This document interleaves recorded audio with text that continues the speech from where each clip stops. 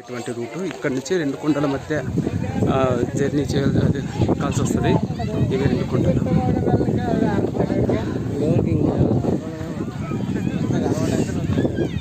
ఇక్కడ నుంచి స్టార్ట్ అవ్వాలి. వెళ్తున్నట్టు చూడండి, అప్పుడే భక్తులు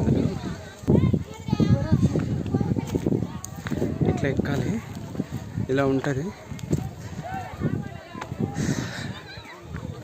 కొద్దిగా జాగ్రత్తగా నడిస్తే అయిపోతుంది.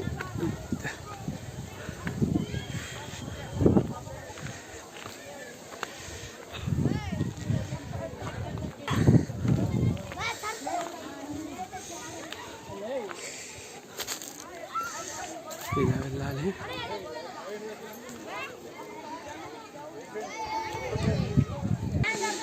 ఇట్లా వెళ్ళాలి. ఇలా ఎక్కి పైకి వెళ్తే అక్కడే మల్లన్న దర్శనం అవుతుంది మనకు.